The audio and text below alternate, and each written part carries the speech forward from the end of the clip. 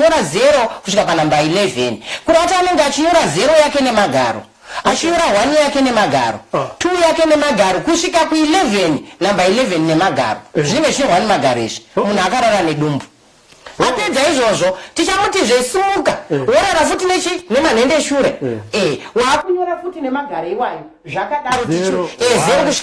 kusvika kunamba 11 ikoko apedza izvozvo ndomuti zvenyora zita rako kana achinzi Lilian nyora Lilian yako nemagaro ako uchinyora surname yako nemagaro ako tobvazve kwakaperera surname ichisvika kwairi kutangira nemagaro ako uchinyatsotiratidza zvishandwa ini ndinotanga ndavataridza zvishandwa zviri pandiri manyorerwa zvinoita kuti vasazoti zvatiri kuitiswa izviumbiwa chavazvigoni saka ndini ndinototanga ndanyora zvese ndichivasainira nesignature nekuvibrata zvese ndapedza izvozvo ndakuchimudzisa kuti nyora zita rako nyora zita remurume wako kana nyora zita remukomana wako nyora surname yemurume wako nyora surname yekumba kwenyu achinyora saizvozvo achibva ipapo palevel iro re0 grade akugona takumutisu ticha mwana uyu akuda manotsi mukutaura kuti mimi nekureba kwakaita surname yangu kuti tapfuma nei inonyorwa nemagaro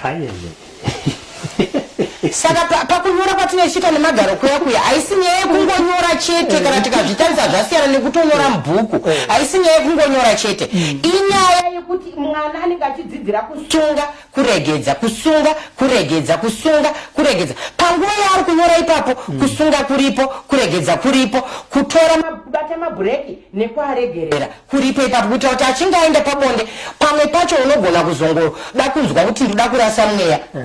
mumwe wako pamwe ari kurema iwe wacho wakaonda zvakuremera wakunzwa kuti mweya unogona kubuda panapa zvino nguva yekunorasa mweya uri pabonde hainakidzi tichivadzisa izvozvo kuti hazvinakidzi hazvitodiwi zvinofumurisa unhu zvinonyadzisa ukadzidzira izvozvo nemumwe musi uri kunzwa mudumbu iwe mudumbu mako imomo maruza murume wako ari kuda zvebonde chii chichaitika ipapo uchati ndiri kurasa mweya uri kutoburitsa tsvina saka naizvozvo zvinobva zvatokurambisa mumba mako tinotovadzisa kuti mabhureki anodiwa kuregerera kunodiwa mutero unodiwa makata anodiwa kuitira kuti ukwanise kusvitsa murume wako panzvimbo